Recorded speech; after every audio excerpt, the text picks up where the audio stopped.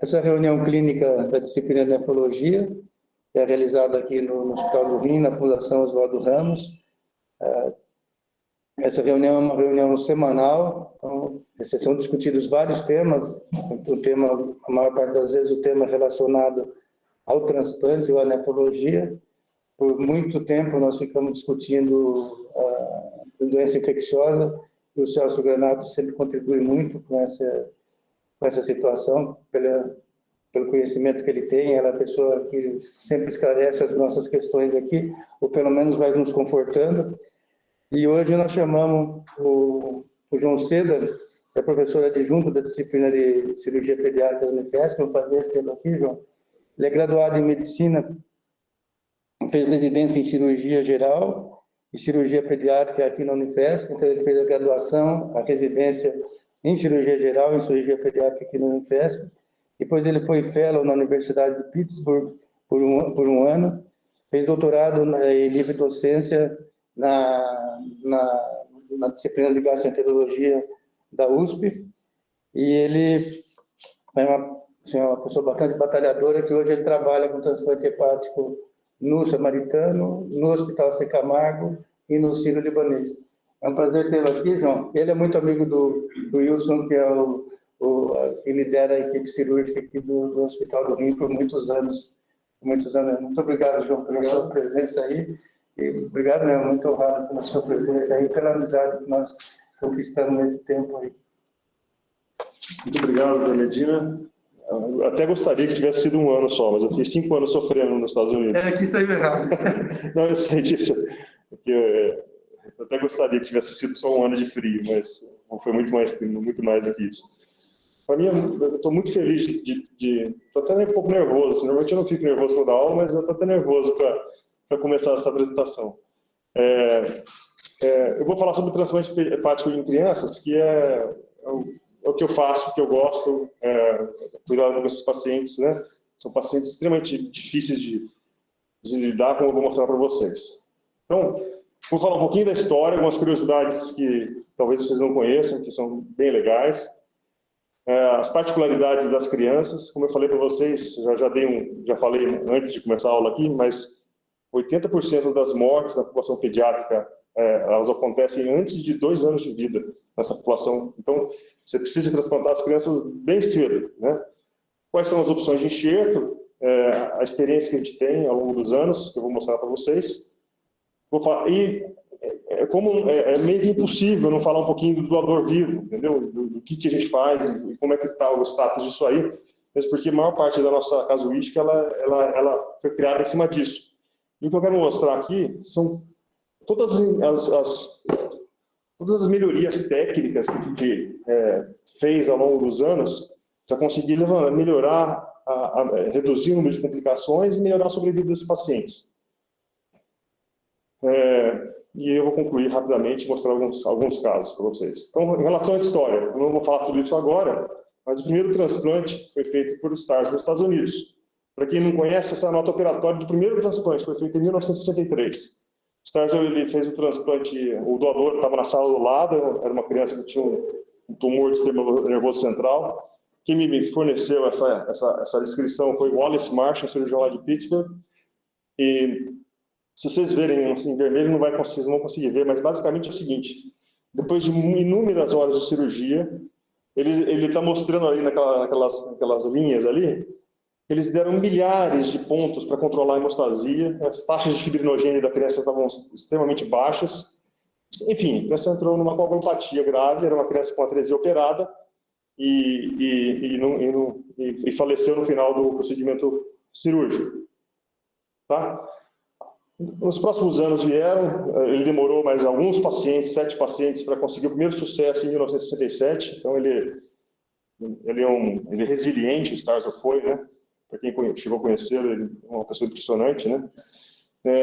E aí, em 84, 88, começa a se desenvolver aquelas técnicas de redução do fígado para poder caber dentro da barriguinha da criança, tá?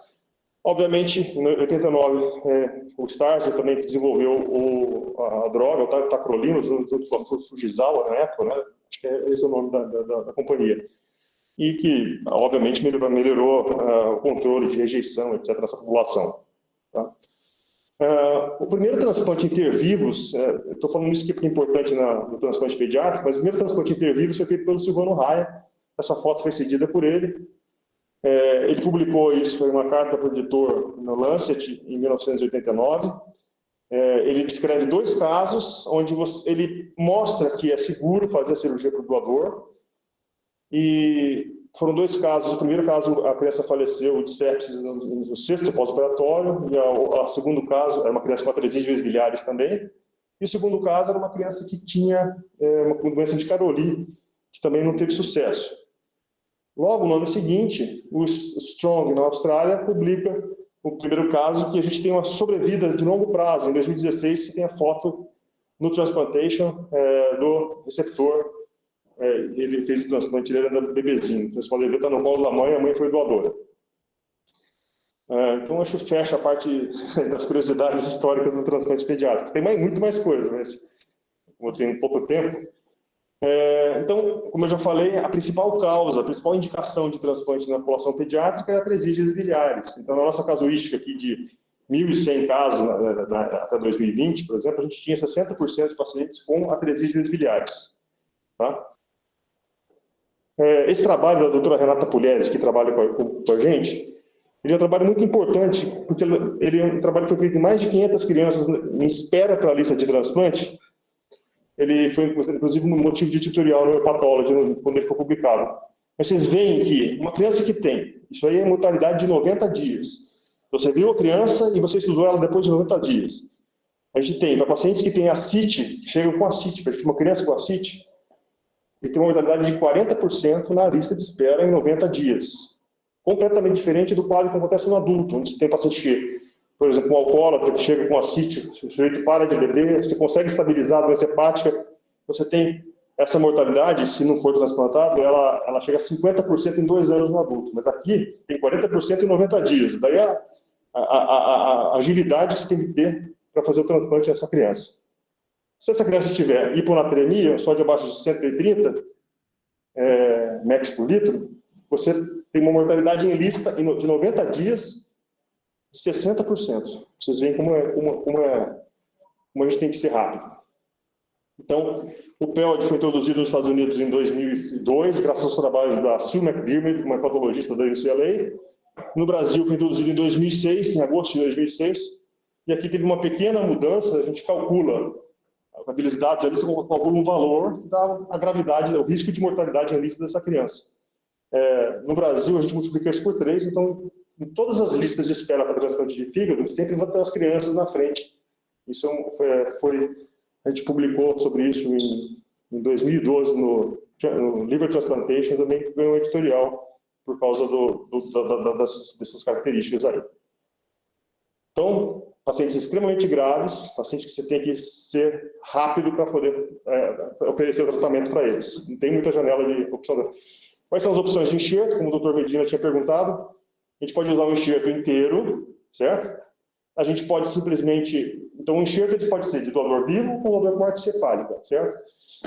Então, ele pode ser um enxerto inteiro, mas na maior parte das vezes a gente usa aquele segmento ali, ó, que está do lado direito da tela, que é o segmento lateral esquerdo, para poder caber nas criancinhas pequenininhas. Pode mexer aqui. Obrigado. Então, a gente utiliza o segmento lateral esquerdo ou lobo esquerdo para os pré-adolescentes, certo? E você pode, por exemplo, o que é um split, né? Para quem não sabe o que é um split. Você faz a captação de um doador com morte cefálica e você faz o corte, né? Normalmente 1 centímetro aqui do ligamento falciforme. O segmento menorzinho vai para a criança pequena, o segmento maior para um adulto ou para um adolescente, tá?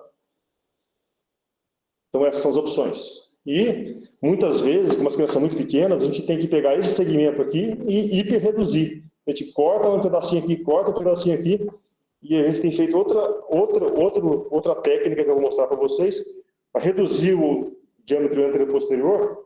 Muitas vezes as crianças são muito pequenininhas e você, né, mesmo que você faça um transplante com um fígado reduzido, o anterior-posterior ainda não permite que você faça um fechamento primário dessas crianças. Agora não está indo. Tá. Nossa experiência, a gente tem, basicamente, faz transplante de adulto e pediátrico, mas vocês veem que a gente tem quase 1.400 transplantes pediátricos, sendo que a maior parte deles são feitos com doador vivo, doador com morte encefálica, né, doador falecido aqui, pelo menos metade desses são splits, e tem os dominós, né, que são os transplantes que a gente faz com os fígados de doadores que têm a doença do xarope do bordo, uma doença metabólica. E a gente tem uma certa taxa de retransplante, mas depois eu vou mostrar direitinho quais são as taxas exatamente. Esse trabalho de 2020, ele só compreende pacientes nossos com transplante intervírus, eram 975 casos aqui, e especificamente em relação a esses pacientes, a gente observa que a gente teve um período inicial, onde você tem só 29 pacientes ali, no comecinho, que foi um período onde a gente estava, o Dr. Carone, que foi estudar isso no Japão, trouxe a técnica para cá, mais ou menos que estava experimentando a verdadeira segurança do procedimento, né? Então, uma vez que isso está estabelecido, a gente aumenta o número de transplantes, mas não foi por causa que não foi porque a gente estava com experiência, foi porque aqui o SUS passa a pagar, passa a financiar o transplante. Então, foi quando a gente abriu o serviço no AC Camargo. O Dr. Paulo Chapchap e o Dr. Carone começaram isso aqui no ano de 2000, né? A gente aumenta o número de transplantes, e aí, a partir daqui, são 10 anos, né, de experiência, 5 anos, 10 anos e 10 anos, a gente aumenta um pouco mais a experiência, em parte por causa do financiamento pelo PROAD, no Hospital Libanês. E, particularmente, assim, esse outro trabalho que está para sair no Journal of Pediatric Surgery, vocês veem que esses vermelhinhos são os pacientes pequenininhos. Então, a gente passa a fazer cada vez mais pacientes pequenos, como aqueles que eu mostrei para vocês que estão lá na UTI esperando para um transplante agora. Tá? Agora eu vou mostrar. Para você escolher um doador vivo, mas assim, para o doador pediátrico, o doador pediátrico, o receptor pediátrico, a gente sempre escolhe fígados perfeitos, porque a gente espera que esse paciente viva com esse fígado o resto da vida, se ele cuidar bem e fazer o uso correto da imunossupressão. Então, são doadores que são compatíveis, né, da ABL compatíveis, rígidos, sem comorbidades. Então, tem um trabalho nosso que a gente mostra que a gente reduz o número de doadores vivos, que são ASA 2, a gente passa só a utilizar a ASA 1, com isso você reduz o número de complicações.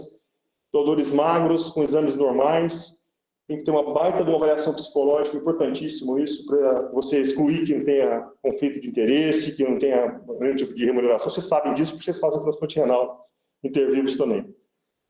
Biópsia não é rotina e a gente definitivamente não usa fígados com esteatose para fazer transplante. Por aí eles usam fígado, até 40% de esteatose podem usar, fora, né? Lá fora. Na dissecção do hilo, a gente sempre não viola o lado contralateral. Então, esse aqui é normalmente a dissecção que a gente faz, com o segmento lateral, com o lobo esquerdo. Então, a gente não viola o lado direito do hilo, para você evitar complicações para o doador. A gente sempre faz. Essa é uma cirurgia, só por curiosidade para vocês, mas a cirurgia da doação do fígado, ela é exângue, praticamente. Tá? O último doador que recebeu 1 unidade de sangue lá no Sírio foi em 2006, um doador de lobo esquerdo, que, olhando retrospectivamente, né, às vezes você está no calor do momento ali, você acaba fazendo dar sangue, mas que não precisava ter recebido. Então, são quase 1.000 doadores sem necessidade de transfusão. Vocês verem como é uma técnica muito exame para fazer patectomia do doador. A gente sempre faz a colangiografia intraoperatória, você, obviamente, não ter lesão contralateral da via biliar do doador. Tá? Isso quando a gente faz o split é a mesma coisa. A gente faz uma colangiografia na mesa, com o fígado na mesa, para determinar o local correto da secção. Para você poder dar um fígado bom, tanto para a criança como para o adulto. A gente não quer que um fígado vire uma coisa que não vai ser suficiente para os dois receptores. Tá? Ainda da nossa experiência, a gente observou o seguinte, que se os doadores eles eram tabagistas, a gente tinha 3,2% mais chance desse paciente ter uma complicação claviana 3 ou mais, que são as complicações que você precisa de usar um procedimento anestésico para tratar o doador. Né? Então, a gente também preconiza pelo menos 1 mês de encerramento, de parar o tabagismo para poder aceitar o doador como doador. No backtable, a gente faz vários procedimentos, né? A gente faz reconstruções das veias hepáticas. Aqui vocês podem ver um segmento lateral, onde as veias são muito distantes umas da outra. A gente usa algumas técnicas, coloca um enxerto de cadáver, por exemplo, para unir e fazer uma anastomose única lá em cima. Tá? Vocês podem ver aqui outra técnica, você coloca um tapete de veia mesentérica do doador aqui, entre as duas veias. Você faz a anastomose bem grande aqui. É impossível o cirurgião não falar de coisa técnica, viu, Medina? E agora eu vou falar um pouquinho da cirurgia do receptor, tá? Independente do tipo de transplante, se é cadáver, ou se é um doador com morte-cefálica, ou se é um doador intervivos, a gente utiliza muito a primeira anastomose é a anastomose das veias hepáticas, a segunda anastomose da veia porta e o reperfunde o fígado, certo? Depois você vem e faz as anastomoses arteriais e a via biliar, que normalmente é biodigestiva, que grande parte das crianças tem atresia de vias biliares, e muitas vezes, como as crianças são pequenas, não é seguro usar uma anastomose ducto com ducto, um ducto muito pequenininho. Então a gente faz a biodigestiva. Em relação às veias, a nossa taxa de complicações dessas anastomoses ela é muito baixa, ela é menor que 0,5%, porque a gente usa todas aquelas formas de reconstrução e com isso você consegue evitar essas complicações. Se você tem uma complicação na veia hepática, você vai ter dificuldade de fluxo, o fígado fica congesto, leva a trombose de porta, trombose de artéria, você perde o paciente. Então essas complicações são extremamente difíceis de tratar. Em relação à veia porta, olha só, eu vou mostrar para vocês. Aqui a veia mesentérica da criança, e se junta à veia esplênica. Olha a porta, essas crianças que têm atresia biliares. Uma porta esclerosada, uma porta muito fina, né? Então a gente usa técnicas para você evitar as complicações. Também você não quer ter complicação vascular nenhuma, a grande verdade é essa. Então, as crianças de baixo peso, têm cavidade pequena, tem ascite, por exemplo, se a criança tem ascite, você consegue comportar um enxerto um pouquinho maior. A criança pequena que não tem ascite, você não consegue, você tem que dar um jeito de reduzir o fígado da criança. Se você tem trombose prévia, isso aqui aumenta a chance de você ter trombose no pós-operatório, tá? E, especificamente no intervivo, você tem uma baita discrepância das veias da criança com a do doador, que são maiores. Então, você tem maneiras de colocar o fígado na posição correta, você não pode ficar muito esticado. Toda vez que você deixa uma anastomose, o Fralda está aqui para não deixar mentir. Wilson, desculpa. Se toda vez que você deixa uma anastomose esticada, você tem um alto risco de ter trombose nessa anastomose. Existe no transplante pediátrico, seja por doador com morte cefálica, seja por intervivos, um enxerto grande, maior que 4%, também leva a maior compressão quando você fecha o paciente. Ele é muito grande, ele absorve todo o fluxo portal, então você aumenta o risco de trombose também. Tem que pensar nas colaterais. Tem um japonês que se chama Mureo Kasahara, que gosta de correr atrás das colaterais e fazer ligadura, mas é só ele que faz isso no mundo. Estou para ir lá no Japão para aprender, ver o que ele faz, para melhorar os nossos resultados aqui, certo? Não pode deixar de desconsiderar alguns estados de hipercoagulabilidade, que muitas vezes você não tem diagnóstico no pré-transplante. Tá? E o aumento da resistência intrahepática, com o bloqueio de fluxo venoso da veia hepática, também é um fator de risco para você ter trombose de porta. Então, na trombose de porta, você tem, por um lado, atresia de vias biliares, que tem baixo fluxo, um calibre baixo, pequeno da porta. Como é que a gente faz para resolver esse problema? A gente usa enxertos. Então, cada lugar tem uma maneira específica que gosta de fazer a reconstrução da porta. A gente gosta de ressecar aquela porta e colocar um enxerto de interposição. Né? Esse enxerto pode ser um enxerto de veia ilíaca com o mesmo tipo sanguíneo de doador com morte cefálica, mas o melhor enxerto é a veia gonadal esquerda da mãe, que a gente retira e coloca ali. A gente tem 44 casos de veia gonadal, nunca teve uma trombose tardia nem aguda nesses casos.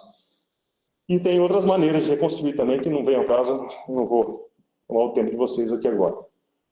Mas, olha só que interessante, esse trabalho nosso publicado em 2015, a partir que a gente começa a usar mais enxerto, ao longo aqui são casuísticas de a cada 100 pacientes, tá? Então a gente passa a utilizar muito mais enxerto para reconstruir a veia porta. Vocês veem que a incidência de trombose aguda de porta cai para 0 aqui, ó. E a incidência de trombose crônica cai um pouco. Mas a gente não tinha, hoje a gente tem mais 500 pacientes, a gente está fazendo uma nova análise para ver para estudar os fatores aí que a gente pode melhorar daqui para frente, tá? E você, por outro lado, você tem a criança com baixo peso, né? Uma cavidade pequenininha, um enxerto grande que você coloca ali, toda a síndrome de compartimento, acontece algum problema com o paciente, seja no transplante renal, seja no trauma, seja onde você estiver estudando. E então, todas essas coisas juntas, né, baixo fluxo, calibre baixo, enxerto grande, criança pequena, vai levar a um risco maior de ter trombose de porta, disfunção do enxerto, você pode perder paciente. Tá bom? Então, como vocês podem ver, essa é uma criança, por exemplo, seguramente tem em torno de 3,5 kg, 4 kg para te transplantar. E você tem que sempre considerar esse tamanho anterior-posterior aqui. Então, como vocês veem no próximo caso, olha, a gente usa técnicas, como eu mostrei para vocês, de hiperredução. Esse aqui cortou só o ladinho, esse aqui cortou aqui e aqui. Esse aqui a gente separou do doador, né? E vocês veem que no recém-nascido, uma fulminante com 30 dias, foi uma hepatite fulminante por herpes aqui, se não me engano, a gente publicou esse caso. Vocês veem o tamanho que fica na cavidade abdominal do bebezinho. Então tem uma grande discrepância, como vocês podem ver.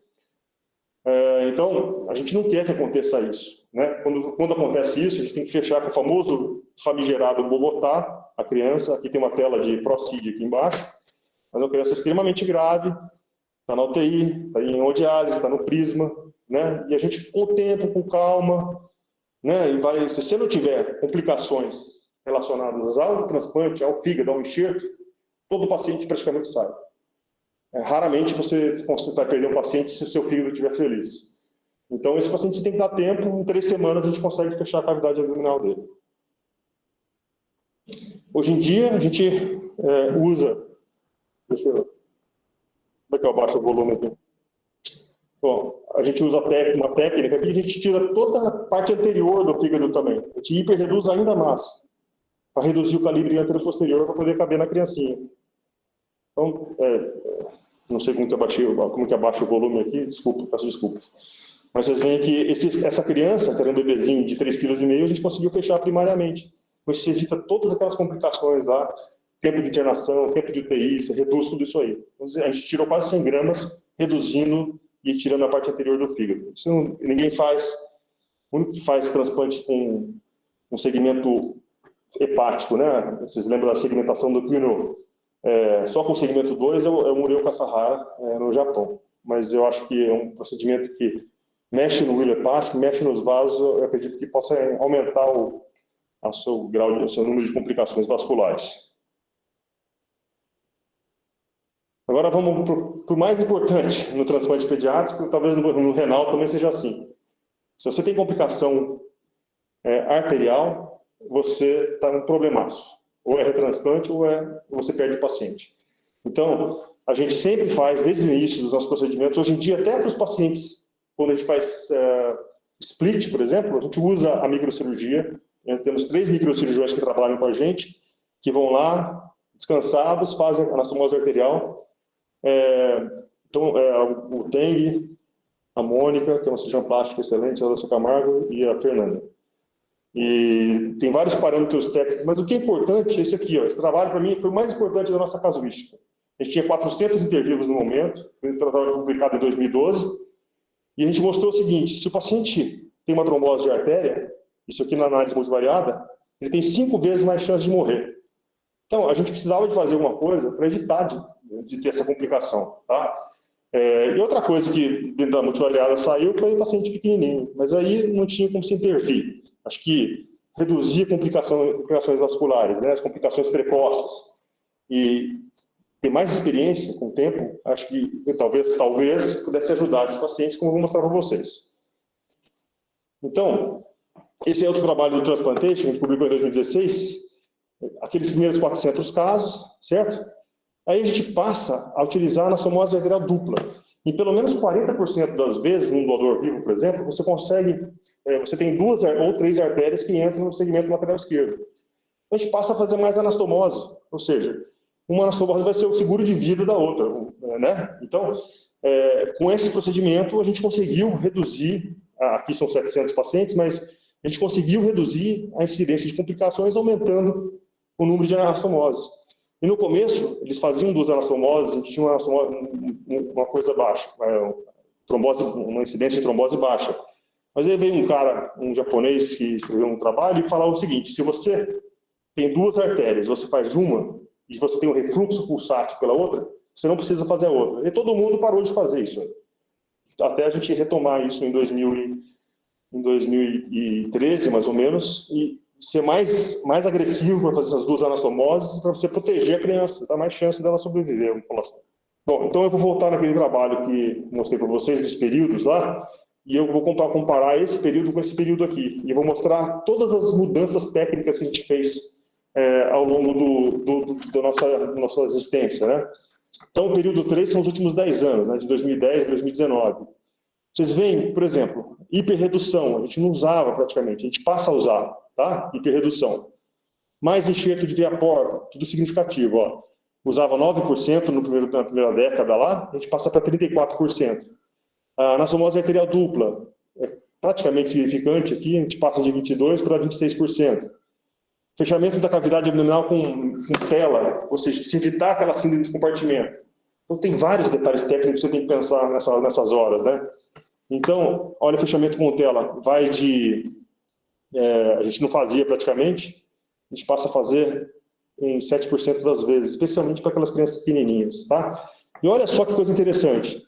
As complicações vasculares precoces. Trombose de porta aguda, a gente passa de 5,7% para 1%. Isso é muito importante. Você tem que fazer análise dos seus resultados, você propõe mudanças técnicas para você melhorar a sobrevida e reduzir o sofrimento da criança no pós-operatório. Então, vocês veem que, por exemplo, a trombose de artéria, ela vai de 4,5% na década de 2000 a 2009, ela passa para 1,1%. Imagine, vamos ver se isso tem um reflexo na sobrevida depois, obviamente. E retransplante passa de 6%, isso é uma taxa baixa. Quem trabalha, por exemplo, da UCLA, que eles têm 20% de retransplante, para o transplante pediátrico. Você passa de 6%, você passa para 2,1%. Daí a importância do esmero técnico quando você está mexendo com essas crianças. Então, vocês veem que o período 2, que foi os 10 anos anteriores, né, de 2000 a 2009, você tem uma taxa de sobrevida, você vai para verde, que é a taxa melhor, certo? Você tem a sobrevida de pacientes e enxertos. Essa aqui é a sobrevida global dos pacientes. E olha que interessante. Quem mais se beneficia com as mudanças técnicas que a gente introduziu ao longo dos anos? Vou passar para o próximo slide, depois eu volto nesse. Olha, se a gente compara 95 a 2008, 2009 a 2020, ou seja, mais ou menos, a gente vai ver o seguinte, isso que foi do começo do transplante até foi 15 anos, e aqui são 10 anos. Os pacientes com pesos abaixo de 7 quilos são aqueles que mais se beneficiaram com as mudanças técnicas introduzidas. Você tem que levar em consideração isso, tem que ler, tem que estudar, tem que olhar o que está sendo feito lá fora e introduzir aqui também, para você poder fazer essa mudança aqui. No final das contas, a sobrevida global é praticamente a mesma, se você pega paciente maior ou menor que 7 quilos. Tá, então o paciente chega... Infelizmente, a população brasileira, ela nem todos nós temos as mesmas possibilidades na vida. Esses pacientes aqui são 39 pacientes que chegaram nas nossas mãos no período neonatal, certo? Então, chegou para a gente, era bebezinho, para indicar ou desindicar o casal. Então, vocês veem que 7 pacientes chegaram muito tarde nas nossas mãos. Então, eles foram para transplante direto, os 7 estão vivos, certo? O tempo de follow-up é esse aqui, ó. Desses 39 pacientes, 32 fizeram a cirurgia do casal, que é o tratamento preconizado na atresia biliares, sendo que 23 foram transplantados depois com falência, não deu certo, não drenou, e 9 deles tiveram sucesso, ficaram anictéricos, tá? Uma criança morreu aqui por infarto do miocárdio, uma criança 1 ano após o casal, ele era um cardiopata, era policitêmico, teve um infarto e faleceu.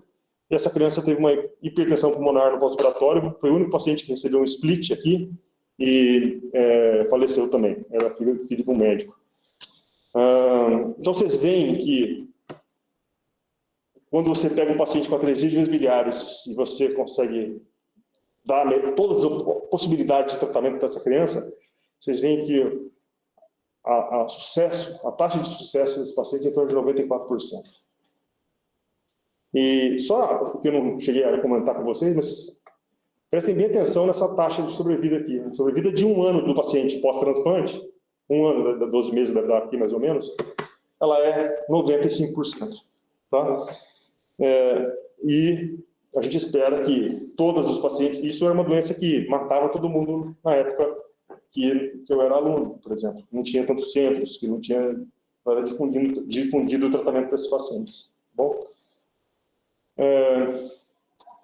Então, a janela para intervenção em crianças ela é muito pequena, como eu falei para vocês. Então, você tem paciente que você vê no consultório agora, com a CIT, está na hora de transplantar.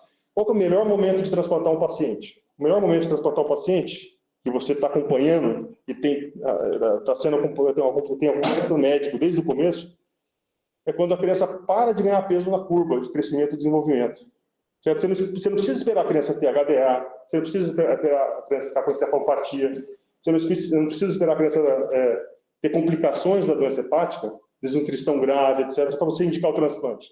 Então, um paciente que fez um casai, por exemplo, que mantém uma bilirrubina direta acima de 1, tá? E na curva de crescimento ele não ganha mais peso, é um paciente que você tem que pensar para transplantar. Quanto mais bem nutrido você faz, quanto mais precoce você indica o transplante, melhores são os resultados. Os transplantes intervivos ofereceriam a possibilidade de tratamento antes do início da complicação. Essa seria talvez a vantagem, porque o paciente não tem um PELD muito alto, não vai concorrer lá na frente, mas a gente sabe que essa criança hoje está assim. Apareceu a CIT no dia seguinte, você já tem que sair correndo para poder transplantar essa criança. A técnica refinada, tanto para o transplante com doador com morte cefálica como o cadáver, ela é primordial, né? Não dá para você não ser delicado e ter uma baita de um controle de toda a situação. Você tem as dificuldades específicas do transplante, como eu mostrei para vocês, técnicas, especialmente na população pequenininha. Fazer transplante de adolescente, todo mundo que faz transplante de adulto consegue fazer. Certo? E a gente espera que, pelo menos, uma taxa de sobrevida de 95% ou mais é esperado. Tá? Acho que se você utiliza todos os recursos que você tem disponíveis, né, em centros especializados, centros multiprofissionais, você tem um sucesso para tratar esses pacientes. Tá bom? Ainda na UTI do Menino Jesus, na semana passada, essa criança é uma criança que veio de Manaus para a gente. Ela estava tendo hemorragia digestiva incontrolável lá em Manaus. Chegou no aeroporto de Congonhas, teve uma parada cardiorrespiratória, chegou em choque séptico para a gente na UTI. Ela está internada há 74 dias, agora é mais, agora são mais dias, né? 74 dias. Uma criança pequenininha que ficou, a gente transplantou ela ficou em insuficiência renal, pelo menos por 3 semanas no pós-operatório, estava no Prisma. Tomou tudo quanto é tipo de antibiótico que vocês podem imaginar e agora está bonitinha, pronta para ter alta do hospital. Tá? Então é muita energia que você tem que despender, você tem que se doar para esses pacientes. Aí eu vou mostrar alguns exemplos. Tá? Síndrome de Budd-Chiari, uma criança no pós-operatório praticamente imediato, aqui do lado direito. Uma criança com uma atresia em vias biliares, com uma hérnia incisional aqui, ascite, circulação colateral, desnutrição. Esse aqui é uma semana após o transplante, esse aqui 3 semanas na alta. Outra criança com uma deficiência de alfa-1-antitrypsina. É isso que você encontra. Desnutrição gravíssima nessas crianças. Ascite, circulação colateral, cefalopatia, sangramento, como eu já mostrei. Esse é o transplante pediátrico, né? Esse é o pós-operatório de alguns meses pós. Outra criança da Bahia que veio para a gente, fez um transplante com um doador com morte cefálica, um fígado inteiro de 1 quilo, mais ou menos, a gente colocou nele. Isso aqui é 1 mês após o transplante e aqui é na alta. Outras crianças, tem vários exemplos, gente, que eu posso mostrar para vocês. A gente não quer transplantar o paciente nessas condições. O ideal é você evitar que o paciente chegue nesse estado de doença e de desnutrição. Com isso, o seu resultado vai melhorar. Acho que esse é o ponto que a gente precisa para dar chegar nos resultados melhores ainda, vamos falar assim, né? Outra criancinha, essa criança teve uma necrose da parede abdominal, teve que fazer um enxerto da cabeça aqui, ficou em diálise por pelo menos 2 meses lá na UTI do cílio, e ficou bem. E tem que ter paciência, não pode ser muito agitado, não pode querer tomar decisão, sabe? Tem algumas decisões que você tem que tomar. Trombosou a artéria, tem que reoperar para recanalizar, etc. Mas a maior parte das vezes é o suporte que você tem que dar de TI e toda a equipe que cuida desses pacientes para você ter sucesso. Então, espero que vocês tenham gostado da apresentação dos resultados.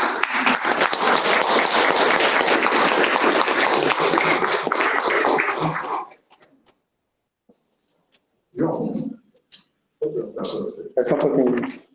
Bom, parabéns pelo entusiasmo que você tem, assim, que você comemora cada um dos resultados da sua história, assim, pelas suas publicações.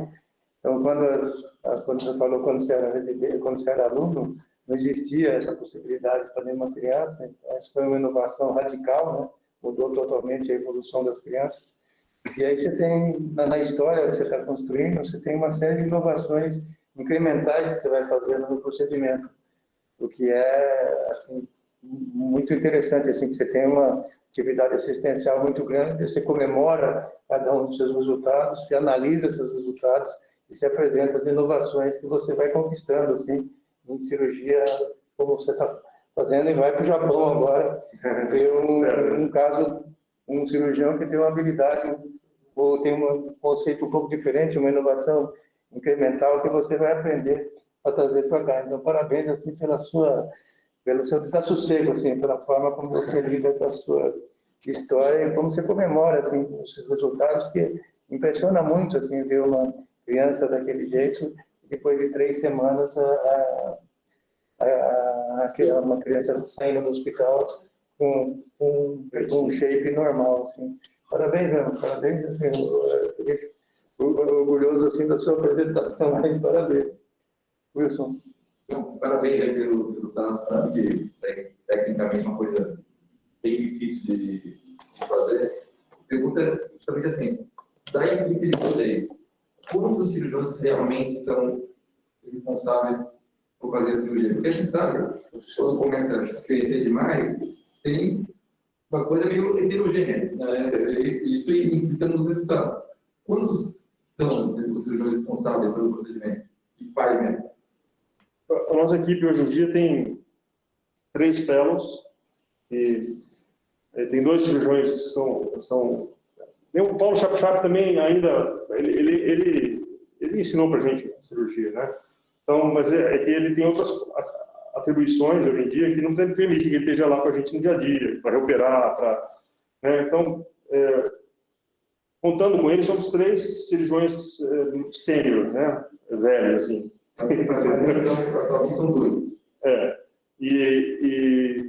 E a gente tem, no intermediário, a gente tem 3 cirurgiões, tem mais 3 cirurgiões.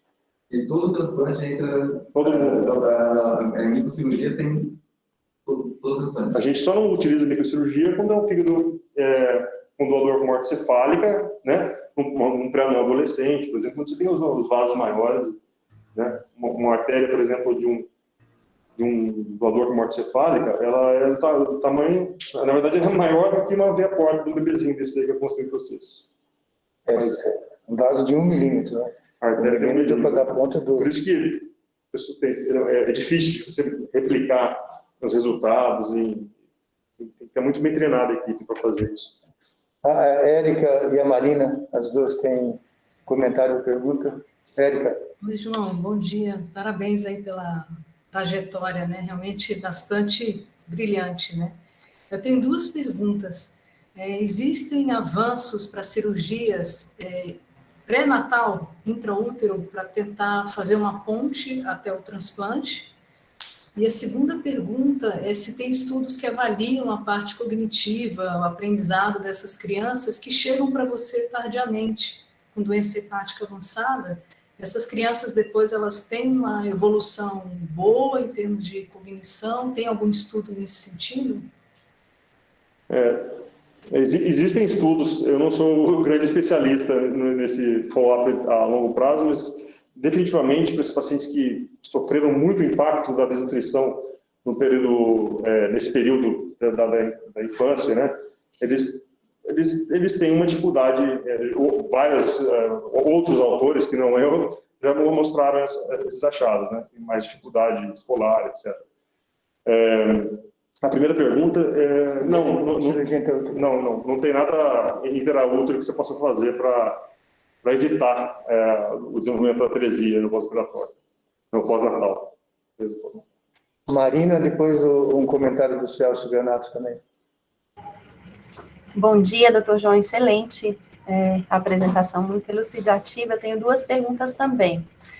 Primeira pergunta, qual a vida média desse transplante, considerando essas crianças tão pequenas?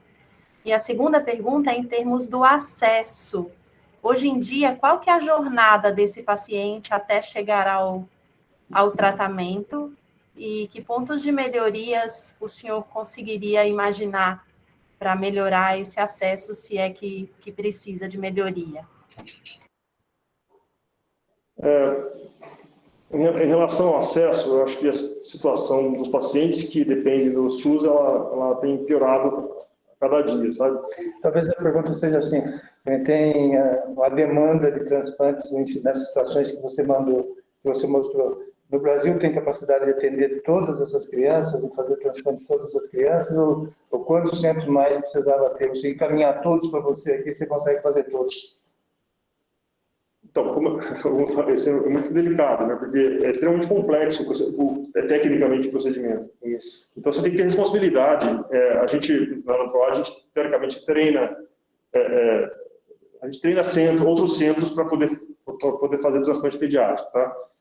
De todos que foram lá, só tem um centro no Sul, que é uma menina que ficou por mais tempo com a gente, a doutora Flávia, que conseguiu ter a estrutura, o apoio do hospital, da UTI, da hepatologia, toda a equipe de suporte para conseguir fazer transplante. Né? Então, idealmente, obviamente, você deveria ter um ou dois centros no Nordeste. O Sul tem um centro em Porto Alegre, o Rio Grande do Sul tem 2 centros, no Centro-Oeste, na região Norte.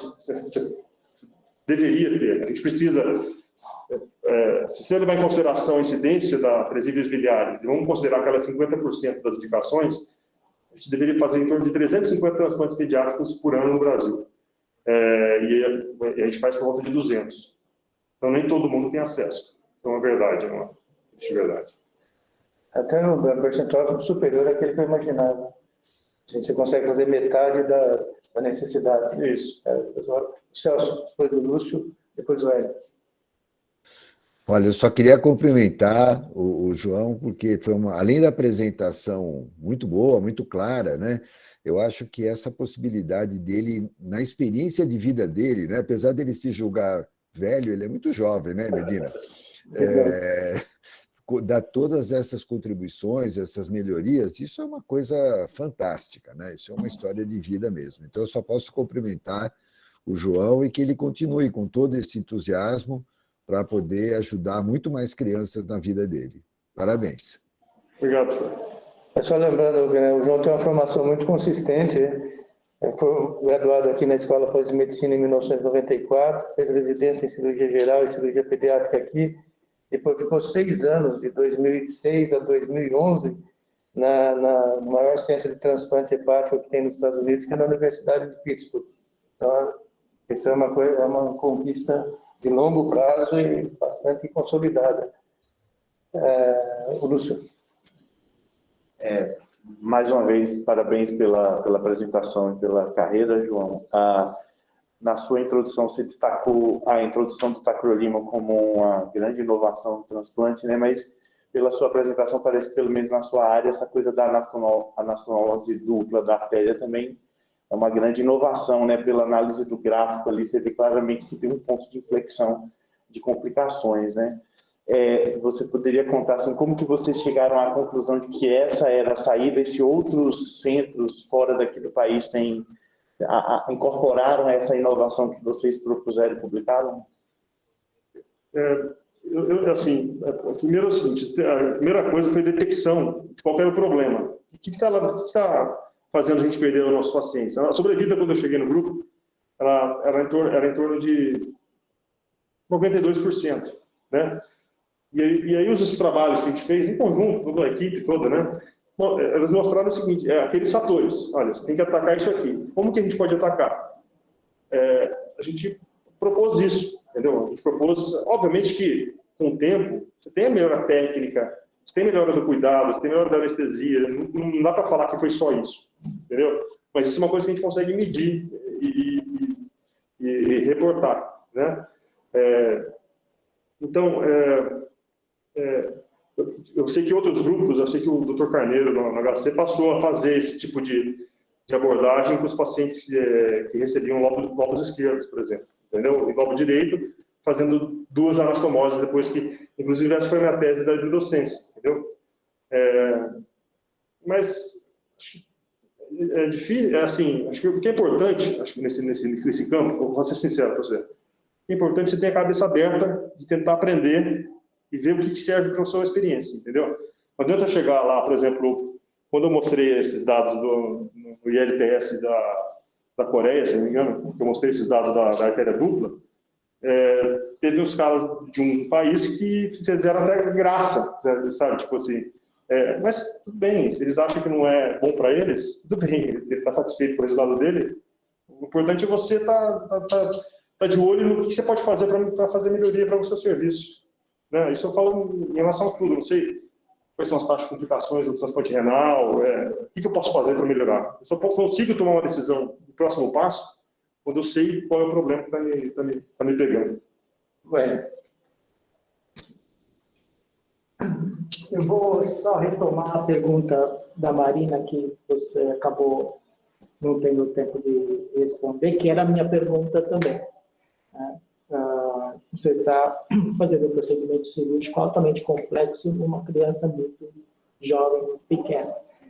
Qual é a expectativa de sobrevida desse enxerto, né? E se existe alguma associação entre o tamanho do enxerto e essa sobrevida?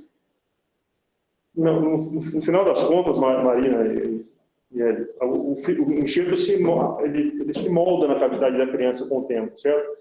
E a grande vantagem do transplante hepático é que, se você cuidar bem dele, né? E um problema que a gente tem, por exemplo, é não compliance na adolescência, e as crianças perdem o fígado na adolescência, você não perde o fígado, ele vai com você até o fim, não tem tempo de validade o transplante hepático.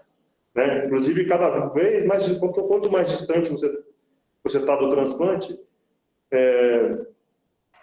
menos imunossupressão você usa. Como no rim, acho que é também assim, né? Então, não tem muito... a gente tem pacientes com 30 anos pós-operatório que não vão perder, porque tem uma função hepática boa. Certo? Tem uma pequena parcela de 3% dos doentes que tem rejeição crônica, né? Esses casos são mais complicados, porque você dá o segundo transplante, eles também evoluem para rejeição crônica. Essa é uma pergunta que toda a literatura está querendo responder, como fazer com essa população de pacientes rejeitadores crônicos. Né? Acho que comparado com o transplante renal, o transplante hepático, o paciente tem uma doença muito grave, mas a doença é muito localizada no rim, no fígado, não tem uma doença sistêmica. E o paciente transplantado de rim, ele dá muito mais trabalho a longo prazo, porque ele tem uma doença sistêmica. A maior parte das vezes, a doença no rim ela é consequência de uma doença sistêmica, como, por exemplo, o diabetes. E por alguma questão imunológica, a quantidade de imunossupressão que é necessária no transplante renal, ela é muito maior do que muito maior do que no transplante hepático. Eu acompanho algum transplante hepático que vem para transplante renal, toma 1 miligrama de tacrolimus por dia. Nós não temos nenhum paciente nosso que toma uma droga só, mesmo depois de 40 anos de transplante. Então, existe uma diferença em relação à característica do órgão.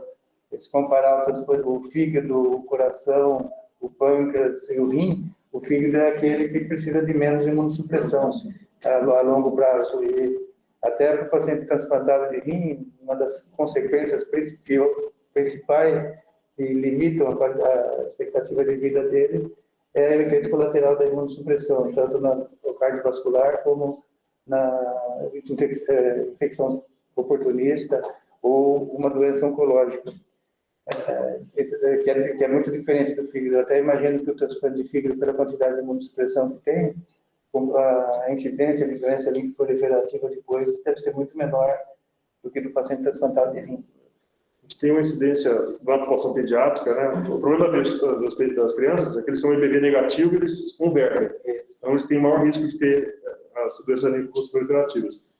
Não nos adultos, né? Mas é em torno de 7%. Tem uma pergunta? Experiência de laparoscopia. Ah, tá. A questão da videolaparoscopia robótica. A gente fez 7 casos de doador por videolaparoscopia, né? O problema para a gente é o custo, né? Ele é muito mais caro por causa do... Assim, a gente hoje em dia, imagina que a cirurgia de doador era muito longa no passado, hoje em dia, uma cirurgia de doador normalmente dura em torno de 2 horas e meia, 3 horas no máximo, certo? E no receptor? O receptor, a cirurgia que o Dr. Silvano fez, né, quando ele fez a primeira cirurgia, durou 18 horas. Um receptor que não tem a cirurgia prévia, abdominal, em 3 horas e meia você termina o transplante, 4 horas. Tempo médio, 5 horas, porque eles têm a cirurgia prévia, né, que é a cirurgia do casaco. Né, mas de 3 e 5 horas a gente faz. Melhorou muito, né? A gente estava respondendo da laparoscopia e da robótica. Na laparoscopia a gente fez 7 casos, mas o custo é muito alto para você financiar isso com o recurso do SUS. Então, a gente não deu sequência. Mas não tem diferença nenhuma resultado no receptor. E o tempo de internação do doador com a cirurgia aberta, ele é em torno de 4 dias, certo? No 4º, 5º dia a gente dá alta para os doadores. A laparoscopia foi a mesma coisa. A vantagem da laparoscopia que eu vejo é o resultado estético depois, ao longo do tempo, né? Sem dúvida, vai ter umas pequenas cicatrizes aqui, e um fanistil é melhor do que um J. Mas não, a gente não, assim, talvez a gente evolua para isso no futuro. Isso depende bastante do cenário, né? Nós fomos, há alguns anos atrás, iniciar um programa de transplante na Etiópia. E já tinha um grupo americano que fazia parte desse programa lá, e eles os cirurgiões da Etiópia estavam fazendo cirurgia laparoscópica. Depois nós fomos o Sérgio Chimenez, que foi conosco. O Sérgio fez várias cirurgias lá com a cirurgia tradicional que nós fazemos aqui. O grupo de lá veio para fazer aqui e viu que não tem diferença entre uma cirurgia e outra, e o custo é excepcional.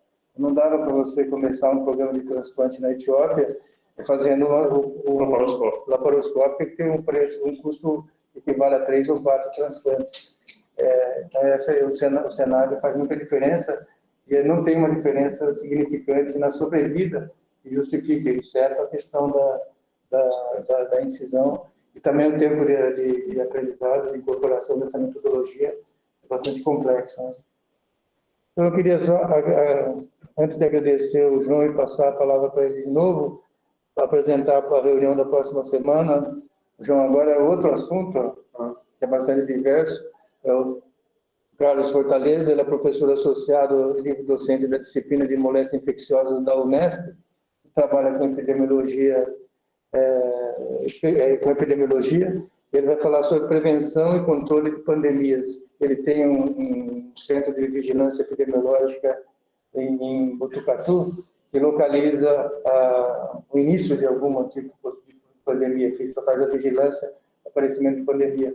Só para ter uma ideia, assim, uma das questões usadas é o consumo de antibióticos numa determinada região, ou o consumo de pirona ou de Tilenol numa determinada região, pode ser um alerta para localização de uma nova pandemia ou de uma nova questão epidemiológica. Eu queria te agradecer, João, agradecer mesmo mais uma vez pela sua disponibilidade, parabenizar mesmo, todos ficaram encantados com a sua apresentação. Essas imagens que você mostra são imagens importantes, que mostram o benefício e assim, o entusiasmo que você tem pelo que você faz e como você trabalha assim, de forma sempre pensando em alguma inovação incremental no teu trabalho. Parabéns aí, parabéns para o Mário também, que trabalha junto com você, o Mário Como. Mário, obrigado, professor. O Mário foi meu orientador do teste de doutorado aqui na escola. Não sei se ele está ainda aí, mas ele que começou, ele estimulou. Então, parabéns, Henrique. Obrigado. Parabéns, Henrique. Obrigado.